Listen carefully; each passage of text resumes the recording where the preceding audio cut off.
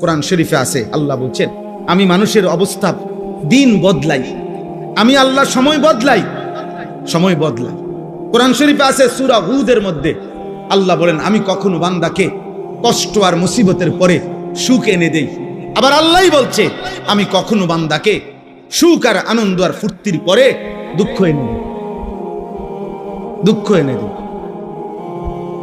হ্যাঁ হ্যাঁ, আমি আল্লাহ এনে দেই, অবস্থার পরিবর্তন করি। সুখের দুনিয়া কখনো দুঃখে ভরে যায়, দুঃখের দুনিয়া কখনো সুখে ভরে যায়। আনন্দ মুখর মানুষ হয়তো কখনো অজরে চোখের পানি ফেলে, আবার কাঁদতেছিল বান্দা হয়তো আবার কখনো আনন্দে হাসে। আল্লাহ বলেন আমি সময় বদলাই, আমি ঋতু বদলাই, আমি সময় বদলাই। একবার রাত আনি আবার দিন আনি, একবার আলো আনি আবার অন্ধকার আনি, একবার রোদ আনি আবার বৃষ্টি আনি, একবার সকাল বানাই আবার বিকেল বানাই, একবার দুপুর বানাই আবার রাত্রি বানাই। ঠিক তেমনি ভাবে প্রতি মুহূর্তে যেহেতু আমি আমার এই পৃথিবীতে অবস্থার পরিবর্তন করছি, তাহলে ইমানদার মনে রেখো, ঘাবড়ায়ও না। ইমানের বিজয়, কালেমার বিজয়, ইসলামের বিজয়, আল্লাহর দ্বীনের সম্মান, ওলামা, দ্বীনওয়ালা, কোরআনওয়ালা, সেজদাওয়ালাদের সম্মানের দিনও খুব কাছায় গেছে ইনশাআল্লাহ। তোমরা গুনাহ ছাড়ো, অসভ্যতার সীমা ছাড়ায় যাচ্ছ তোমরা। 24 ঘন্টায় যাদের এক ওয়াক্ত নামাজ পড়তে মন চায় না, নাফরমান সন্তান, মনে রাখিস সীমা ছাড়ায় যাচ্ছ। 24 ঘন্টা যারা নারী ছাড়া, ছবি ছাড়া, মোবাইলের উলঙ্গ দৃশ্য ছাড়া যাদের রাত কাটে না, দিন কাটে না, নাফরমান, মনে রাখিস সীমা ছাড়ায় গেছে। এটা বাড়াবাড়ি, বাড়াবাড়ি, এটা বাড়াবাড়ি। দিবানিশি যারা মদের আড্ডায়, নেশার আড্ডায়, মনে রাখিস নাফরমান, সীমা ছাড়ায় গেছে। ঠিক হবে না এটা। যে মালিক রোদ আনে সে মালিক বৃষ্টিও আনে, যে মালিক হাসায় সে মালিক কাঁদায়, সুখ যে মালিক দেয় দুঃখ সেই মালিকই দেয়, জীবন যে মালিক দেয় মৃত্যু সেই মালিকই দেয়, সুস্থতা যিনি দেয় অসুস্থতা তিনিই দেয়, হায়াত যিনি দেয় মৌত তিনিই দেয়। না ভিন্ন কেউ? কথা বলেন না, ভিন্ন কেউ না, একই আল্লাহ। আল্লাহ বলেন আল্লাহ হাসান, আল্লাহ কাঁদা। আদহাকা মানে আল্লাহ হাসান, আবকা মানে আল্লাহ কাঁদা। আল্লাহ বলেন আল্লাহ মৃত্যু দেন, আল্লাহ জীবন, আল্লাহ জীবন দেন, আল্লাহ রাত আনেন, আল্লাহ দিন আনেন, আল্লাহ আনেন। প্রতি সেকেন্ড আল্লাহ বদলান, প্রতি মুহূর্ত সময়ের প্রত্যেকটা সেকেন্ড বদলায় কে? কথা বলেন না, কে বদলায়? রাত, এই যে এখন রাত, কে আনলেন? আগামীকালকের ভোর আনবে একমাত্র কে? তিনি যদি রাত ধরে রাখে কারো ক্ষমতা নাই, আলো আনবে। তিনি যদি আলো ধরে রাখে কারো ক্ষমতা নাই, অন্ধকার আনবে।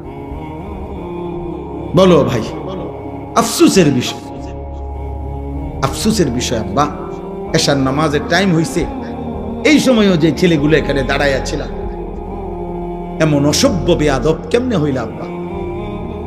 মুসলমানের ঘরে এত বড় বেয়াদব সন্তান কেমনে হইল? বাবার অপমান তুমি, মায়ের অপমান। নামাজ চলতেছিল,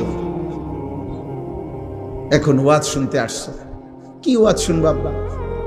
ওয়াজ মানে তো ফুটবল খেলা না, ওয়াজ মানে তো নাটক আর সিনেমা না, ওয়াজ মানে তো আখিরাতের কথা, ওয়াজ মানে তো নামাজের কথা, ওয়াজ মানে তো কবরের কথা, ওয়াজ মানে তো নসিহত, ওয়াজ মানে তো গুনাহ ছাড়ার কথা, ওয়াজ মানে তো তাকওয়ার কথা, আল্লাহকে ভয় করার কথা। আল্লাহ আমাদেরকে বুঝ দান করে, আল্লাহ আমাদেরকে ফিকির দান করে। তোমরা একটা একটা ছেলের কাছে আমানত, কেউ একজনই বুঝো, কিন্তু এটা মনে রেখো, গুনাহ ইজ্জত দেয় না। নারী, ছবি, মদ, জুয়া, জিনা, ব্যভিচার ঈমান থেকে বিচ্ছিন্ন করে দেয়। আমি হাদিস বলি, আল্লাহ নবী সাল্লাল্লাহু আলাইহি ওয়াসাল্লাম বলেন, যে ব্যক্তি জিনা করে, নারীর সাথে কোনো হারাম কাজ করে, খোদার কসম এই এক পাপ। আর হলো ওয়াশারিবাল খামরা, যে নেশা করে, মদ খায়, গাঁজা খায়, বাবা খায়, পুট্টা খায়, পেন্সিডিল খায়, ইয়াবা খায়, এমন নিকৃষ্ট নাফরমান, খোদার কসম আল্লাহর নবী বলছে ব্যভিচারী আর নেশাখোর এই দুই নাফরমানের কলজাত থেকে ওই পাপ অবস্থায় আল্লাহ তাআলা ঈমান খুলে রাখা দেন।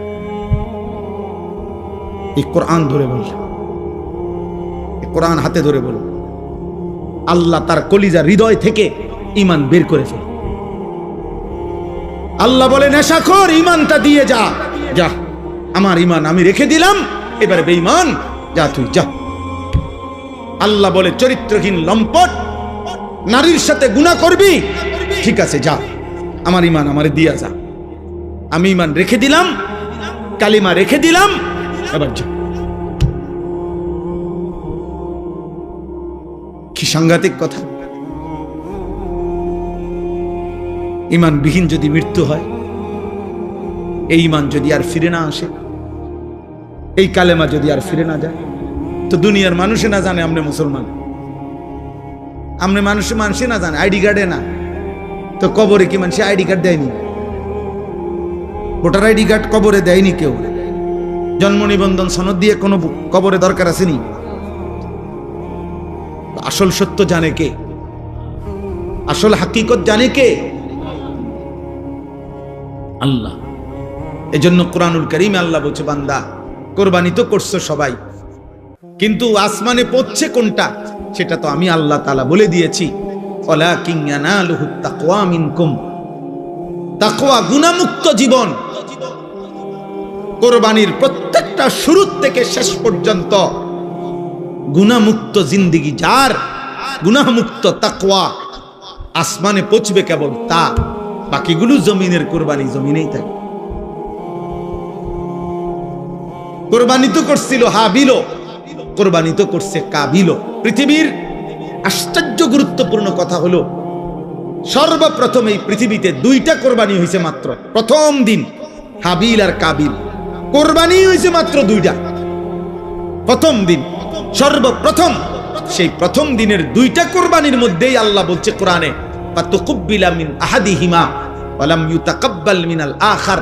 একটা কোরবানি কবুল হলো, একটা কোরবানি কবুল হলো না।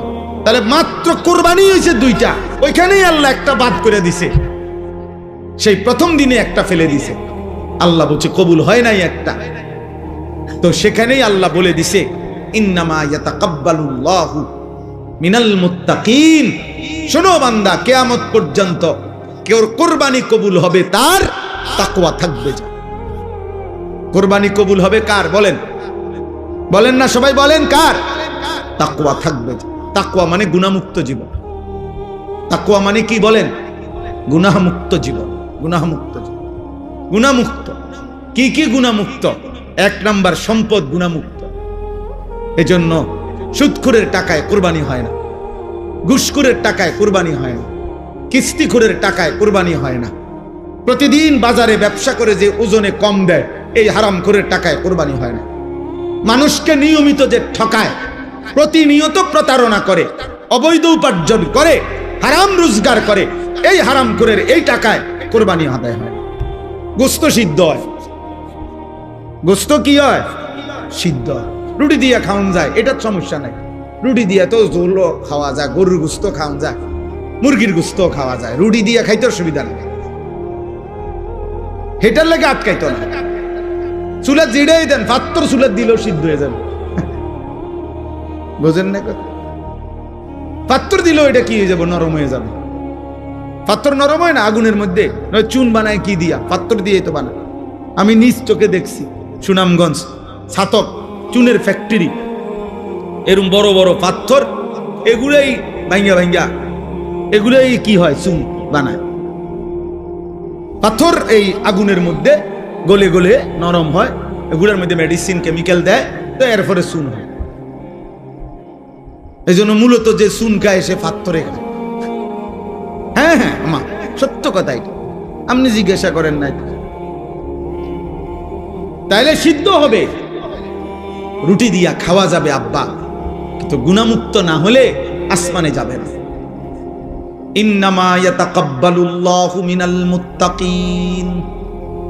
নিশ্চয়ই আল্লাহ কোরবানি কবুল করবে তার, তাকওয়া থাকবে যার।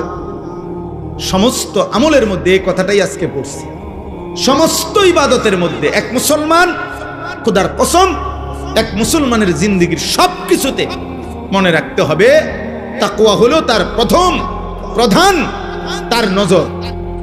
আমি মুসলমান, আমার ওযু, গোসল, নামাজ, রোজা, হজ, যাকাত, ঈদ, কুরবানি, জিকির, তেলাওয়াত, দান, সাদাকা, আমার ঘর, আমার সংসার, আমার বউ, আমার ছেলে মেয়ে, আমার বাজার, আমার ব্যবসা, আমার প্রবাস জীবন, আমার দেশের জীবন, আমার চাকরি, আমার রাজনীতি, আমার সংসার, যা করছি মুসলমান যদি পরিচয় থাকে তাকে খেয়াল রাখতে হবে গুনাহ যেন না হয়, গুনাহ যেন না হয়, গুনাহ যেন না হয়, গুনাহ যেন না।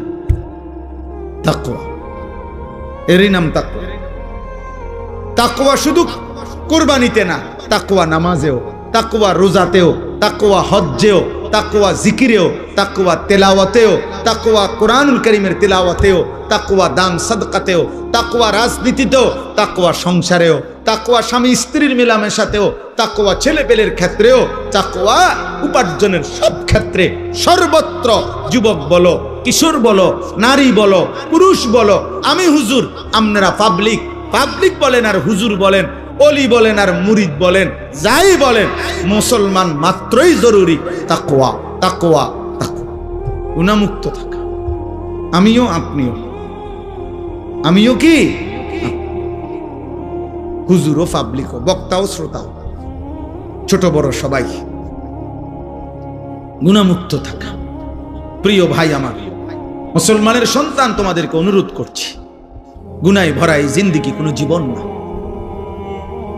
এটা কোনো জীবন না রে আব্বা।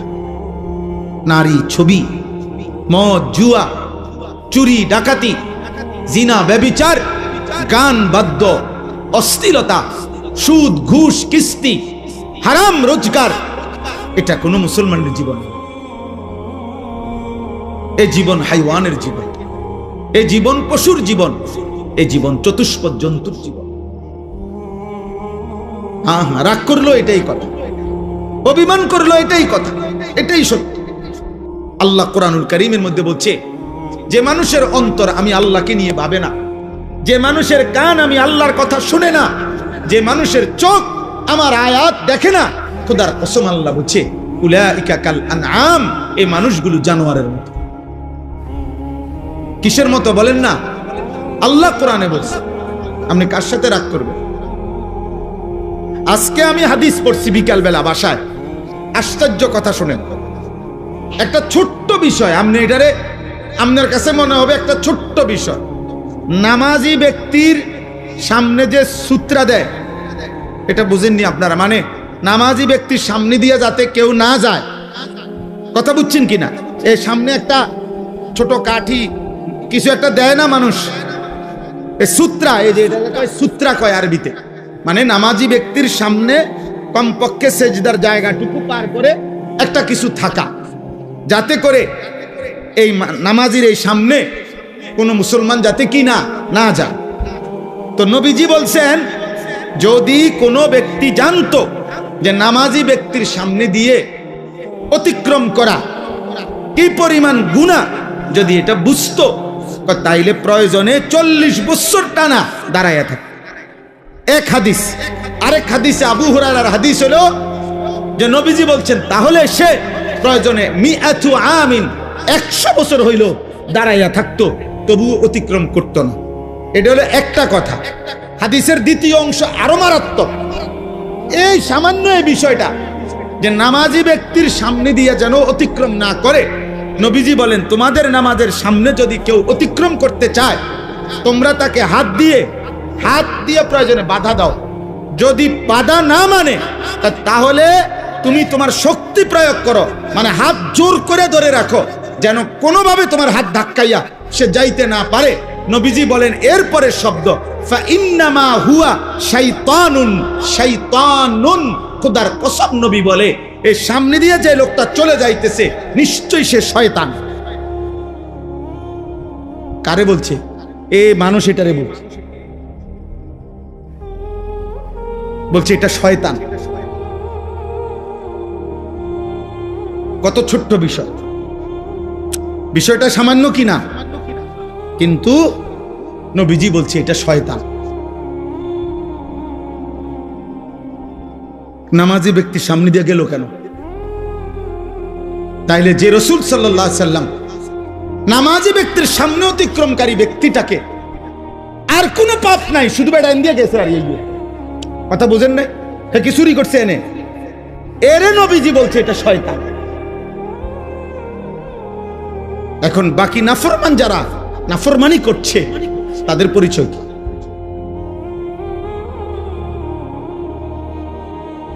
তাদের পরিচয় কি? নাউজুবিল্লাহ। দোস্ত আমার, বন্ধু আমার, ছেলেরা আমার, কেউ হয়তো তোমারে ধরতেছে না, কেউ হয়তো তোমারে ছুঁইতেছে না, কেউ হয়তো তোমারে ফিরাইবার মতো সাহস করছে না, ফলে তুমি যা ইচ্ছা তাই করে নষ্ট হয়ে যাচ্ছ। কিন্তু শেষ পর্যন্ত তো কেউ রে ছাড়াই তুমি কবরে যাইবা, একাকী। সেদিন তুমি কেমনে শুইবা? কেমনে শুইবা? এই জন্য আজকে এটাই আমার বক্তব্য। আমি কোরআনুল কারীমের যে আয়াতটা পড়ছি, সূরা আলে ইমরানের 4 নম্বর পারা 3 নম্বর সূরা 102 নম্বর আয়াত, আল্লাহ তাআলা বলছেন, হে ঈমানদারগণ, ইত্তাকুল্লাহা হাক্কা তুকাতিহ, তোমার সবটুকু সাধ্য দিয়ে, তোমার সবটুকু সামর্থ্য দিয়ে ঈমানদার মুমিন আল্লাহকে ভয় করো, তাকওয়া অবলম্বন করো, গুনাহ থেকে বাঁচো, গুনাহ থেকে বাঁচো, গুনাহ থেকে বাঁচো, গুনাহ থেকে বাঁচো। সবটুকু সামর্থ্য দিয়ে তুমি যুদ্ধ করো, তুমি প্রাণপণ লড়াই করো, তুমি সর্বোচ্চ হিম্মত করো যে আল্লাহ, আমি বেঁচে থাকতে জেনে বুঝে আমি আপনার নাফরমানি করব। আল্লাহ বলছে, বান্দা এটা তোমার কাছে আমার চাওয়া, কারণ তুমি মুমিন। ইয়া আইয়ুহাল্লাযীনা আমানু, তুমি মুসলমান।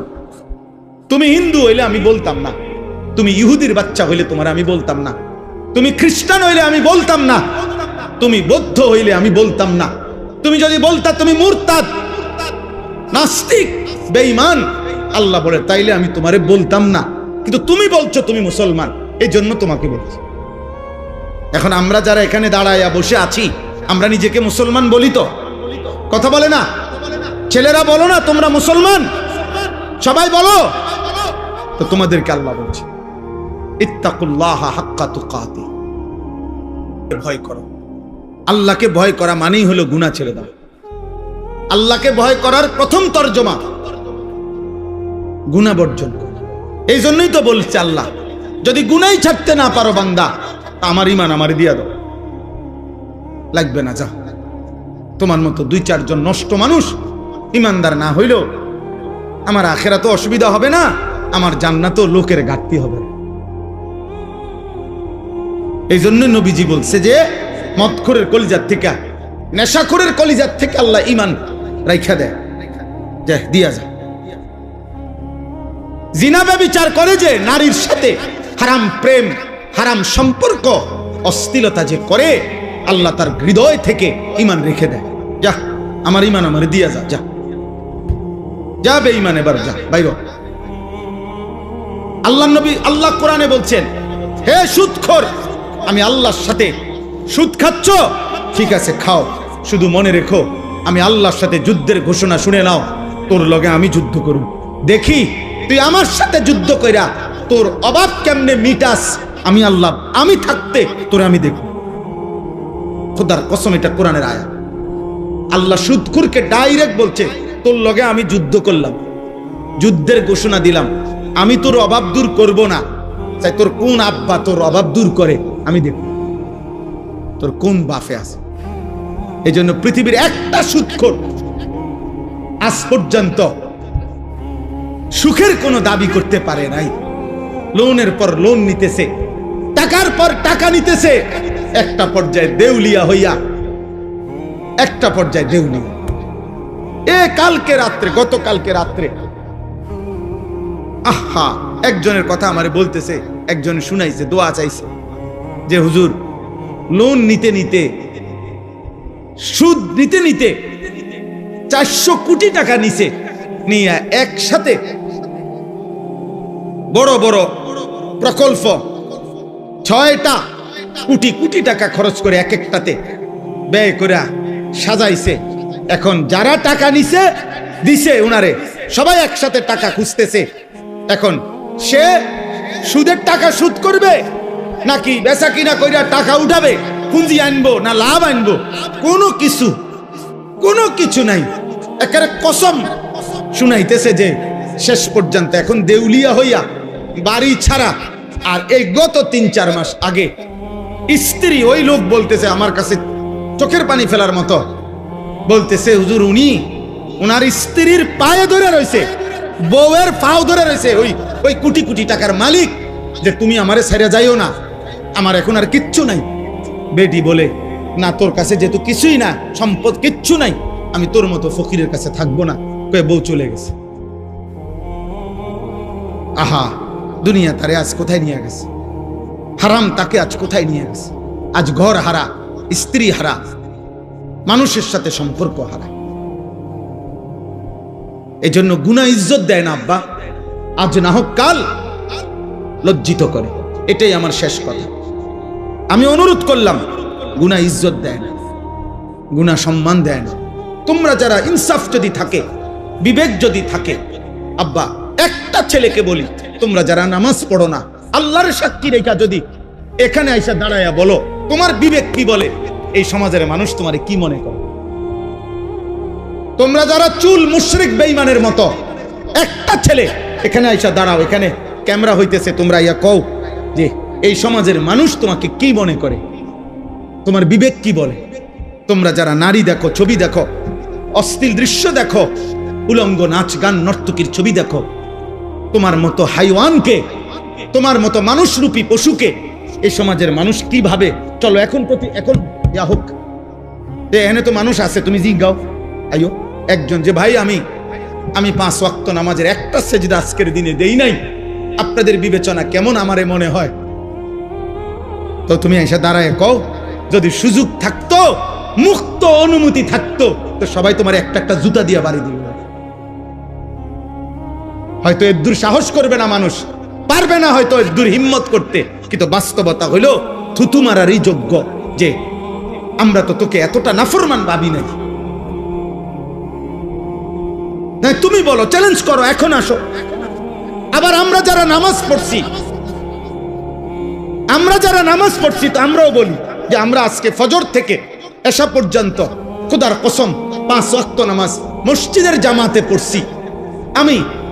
আমি বললাম, তো এবার মানুষ তুমি জিজ্ঞাসা করো যে উনার ব্যাপারে আপনাদের মন্তব্য কি, আর যে নামাজ পড়ে নাই 5 ওয়াক্ত তার ব্যাপারে মানুষের মন্তব্য কি? মুক্ত মঞ্চে সবার সামনে দেখা যাক। কথা বুঝেন নাই? এখানে দেখা হোক। অতএব দোস্ত, এটাই কথা, ঈদ পরবর্তী কথা এটাই। কোরবানির ঈদ বলি আর রোজার ঈদ বলি, রমজান বলি আর হজ বলি, নামাজ বলি আর সেজদা বলি, সমস্ত ইবাদতের টার্গেট আমার জীবনে যেন তাকওয়া আসে। আমার জীবনে যেন কি আসে? তাকওয়া। গুনাহমুক্ত জীবন, আল্লাহকে ভালোবাসা, গুনাহকে বর্জন করা। ওয়ালা তামুতুন্না ইল্লা ওয়া আনতুম মুসলিমুন। আল্লাহ তাআলা বলেন, আমার বান্দা পূর্ণ মুসলিম না হয়ে, আমার আনুগত্য পুরা না করে মৃত্যুবরণ করো না, কবরে আইসো না। কবরে আসবার আগে একবার না 50 বার, 50 বার না 500 বার মিলাইয়া আসো যে আল্লাহর আনুগত্য পুরা করেছি কিনা। আল্লাহ বলেন হিসাব মিলাই আসো। আমরা অনেকের আছে, পুরুষ মানুষ আমরা, আমাদের মহিলারা বাজারের লিস্টি দেয়, দেখবেন মাসিক বাজারের মুদি মালের পেঁয়াজ 10 কেজি, রসুন 3 কেজি এমনি লেখা দেয় না? তাহলে আমাদের নিয়ম কি? আমরা যে কোনো পুরুষ, আমরা যারা বাজার করি এরকম লিস্টি চাইয়া, তো আমরা বাজারে থাকতে বারবারই একটু পর পর আমি যেটা করি যে আমার এই লিস্টি দিলে আমি মাল কিনি, এদিক দিয়ে দাগ দেই, দিয়া আবার দেখি কোনোটা বাদ আছে কিনা, শ্রোতা এটার লগে মিলাইয়া তারপরে খরচ শেষ করি। যেই দোকানদারে মালটা দেয়, যেই মুদি দোকানদার যার কাছে আমরা লেখাইছি, শ্রোতা লেখায়, মানে এটার মধ্যে ও যখন এই বস্তার মধ্যে ভরে মালটা দেয়, সবটি মাইপা সারলে ও এটার লগে মিলাই কিনা বলেন, এমনি এমনি কোনা দিয়ে দেয়, দাগ দেয় না? দাগ দিয়ে দিয়া হয়ে বস্তার মধ্যে মালটা বুঝাই দিয়া, এই যে মাল 13টা, এখানে দিছি 13টা, হুজুর এত দাম নেন। তাহলে আল্লাহ তাআলা বলেন ওয়ালা তামুতুন্না ইল্লা ওয়া আনতুম মুসলিমুন। আমার বান্দা, আমার আনুগত্য, আমার ইবাদত, আমার হুকুম দুনিয়ায় থাকতে মরার আগে মিলাইয়া আইসো, মিলাইয়া ডাক দিয়ে দিয়া মিলাইয়া আইসো, মিলাইয়া কবরে আইসো, নাই তো 1 সেকেন্ডে কবরে টিকতে পারতাম। এই জন্য যে আমি সব সময় বলি, চাচা মিয়া গপ মারে সাদওয়ানে বইয়া আল্লাহর রহমতে 3 ফুট বিদেশ পাঠাইয়া জিগুন বিয়া দিয়া লাইছি গদ্দুয়ার কইরা মাশাআল্লাহ।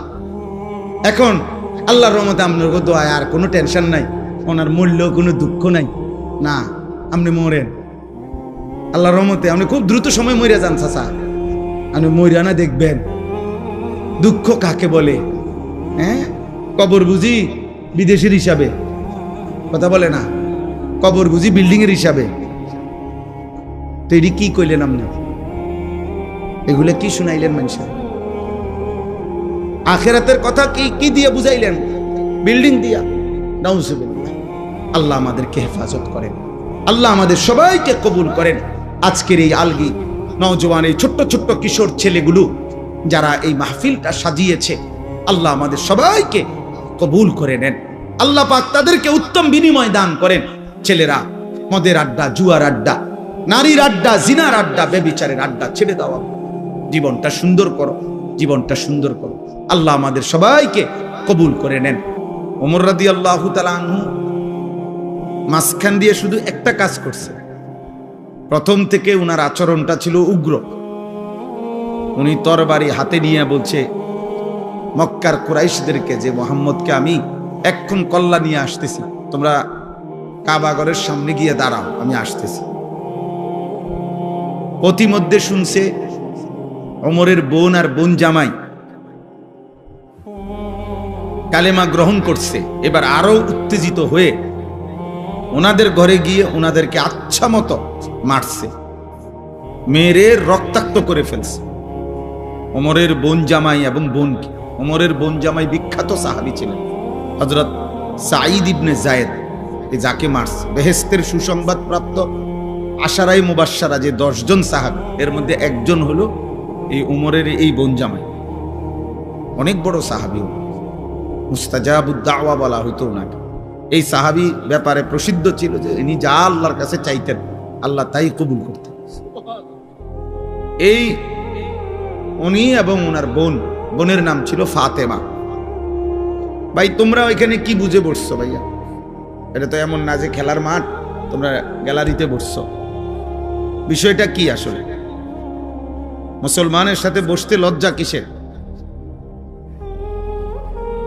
মাটিতে বসার মধ্যে সবচেয়ে বেশি আনন্দ, কারণ মাটির মানুষ মাটিতে বসার মধ্যেই তৃপ্তি।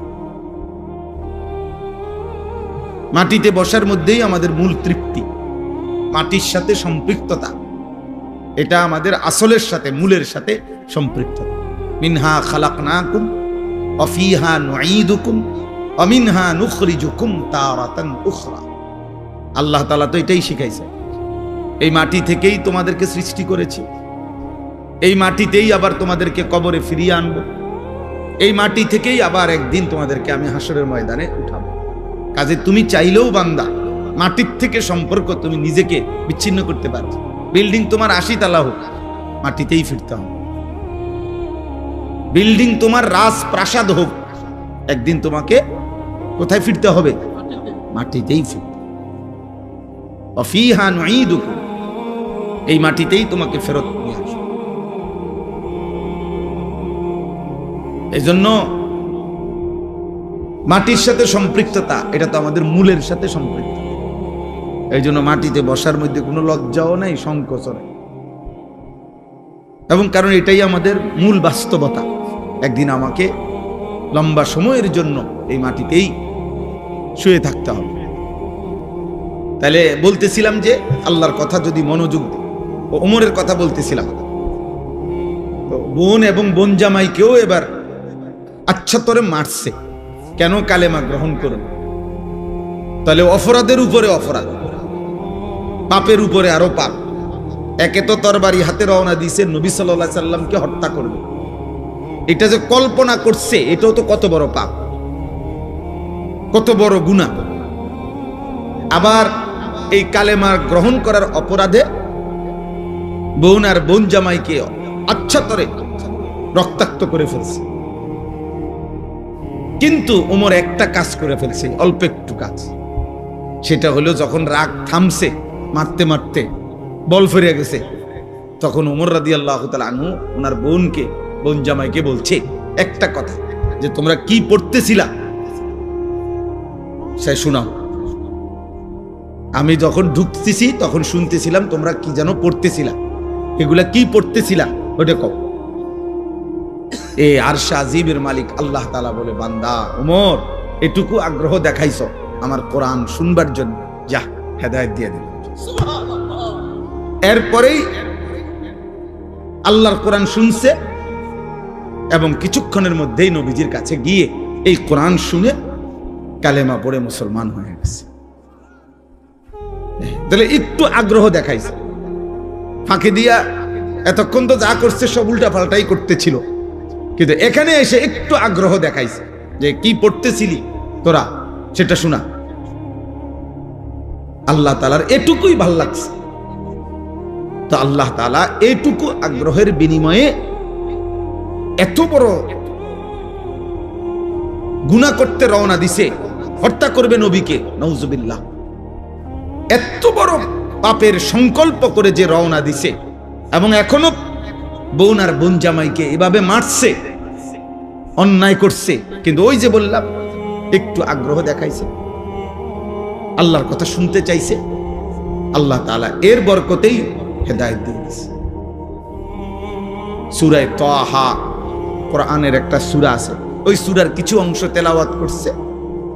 ওমর রাদিয়াল্লাহু তাআলা আনহু বলছে, থামো, আর লাগবে না, যা বুঝার আমি বুঝেছি, চলো মুহাম্মদের কাছেই যাই। তো বোন আর বোন জামাই বলছে, কেন যাইবা? বলছে, আর গর্দান নিতে না, এবার আমার গর্দানি মুহাম্মদের কদমে দিয়ে। এরপরে কালেমা পড়ে মুসলমান হয়েছে। কোরআনুল কারীমের মধ্যে সূরা হুদের মধ্যে আছে, মক্কার কাফেররা নবীজিকে বলতো, মুহাম্মদ তুমি যে আমাদেরকে কালেমার দাওয়াত দিচ্ছ আমরা মেনে নিতাম যদি তোমার কাছে বিপুল পরিমাণ অর্থ ভান্ডার থাকতো, বিপুল পরিমাণ টাকা পয়সা ধন ভান্ডার যদি থাকতো তাইলে আমরা তোমাকে গ্রহণ করতাম। কারণ তখন তো একটা লাভের সম্ভাবনা আছিল যে তোমার দলভুক্ত হইলে অনেক কিছু টাকা পয়সা খাদ্য খাবার বরাদ্দ পাওয়া যাবে। মানুষ নেতার পিছে ঘুরে উপাস থাকার জন্য, ঠিক না? নেতার পিছনে ঘুরে কেন? উপাস থাকার জন্য, খাওয়া চুরি, যত রকমের ডাইন বাম নয় ছয় পাওয়া যায়, এই সমস্ত ভোগ করার জন্য, এটাই পিছনে পিছনে ঘুরার মাকসাদ। ইল্লা মাশাআল্লাহ, হ্যাঁ যদি কেউ ভিন্ন থাকে, থাকতেই পারে, লাখের মধ্যে, হাজারের মধ্যে, কোটির মধ্যে ভিন্ন কেউ উত্তম, সব জায়গায় সব ক্ষেত্রেই আছে, ছিল, থাকবে। তো এরাও বলতে লাগলো যে তোমার দলভুক্ত হইতাম তবে যদি তোমার কাছে ধনভাণ্ডার থাকতো, কিন্তু তোমার তো তেমন কিছু নাই। মক্কায় তো আমরা চিনি তোমারে, তোমার বাপও নাই, মাও নাই, তুমি যে এই চাচা আবু তালেবের ঘরে লালিত পালিত হও, উনিও দুর্বল মানুষ আর্থিকভাবে, তাহলে কি বুঝছে তোমারে অনুসরণ করব? 2 নাম্বার, মক্কার কাফেররা বলতো, দ্বিতীয়ত আমরা তোমাকে অনুসরণ করতাম যদি দেখতাম তোমার সাথে আল্লাহর পক্ষ থেকে সরাসরি ফেরেশতা তোমার সাথে থাইকা মুখামুখি আমগরে বলতেছে যে হ্যাঁ আল্লাহর নবী আমি ফেরেশতা বলতেছি, এরকমও যদি আমরা ডাইরেক্ট দেখতাম ফেরেশতা বলতেছে তোমার পক্ষে, তাইলেও অনুসরণ করতাম। কিন্তু এইটাও তো দেখি না, সম্পদও নাই, আবার কোন ফেরেশতাও তোমার সাথে নাই, দেখি না আমরা, তো আমরা কি বুঝা তোমার অনুসরণ করতাম? কোরআনুল কারীমের মধ্যে আছে, আল্লাহ তাআলা নবীকে বলছে, বন্ধু এমন কথার পরেও আপনি সামান্যতম ঘাবড়াবেন না, আপনি অস্থির হইয়েন না, বরং আপনি মনে রাখবেন শুধু ইন্নামা আনতা মুনদির, আপনি হচ্ছেন আল্লাহর দিকে ভয় প্রদর্শনকারী। আপনি ইন্নামা আনতা নাযীর, আপনি ভয় প্রদর্শনকারী। আপনার দায়িত্ব জাহান্নামের ভয় দেখানো, আপনার দায়িত্ব কবরের ভয় দেখানো, আপনার দায়িত্ব আখিরাতের ভয় দেখানো, আপনার দায়িত্ব আল্লাহর ভয় দেখানো। এটা আপনার জিম্মাদারি, আপনার দায়িত্ব আপনি শতভাগ গুরুত্ব দিয়ে আদায় করেন। এবার পরিবর্তন হইল কয়জন, হইল না কয়জন, বদলাইলো কয়জন, বদলাইলো না কয়জন, এর কোনোটা আপনার জিম্মাদারি না, সেটা আমি আল্লাহর ফয়সালা, ওইটা আমি দেখব, ওইটা আমি দেখব।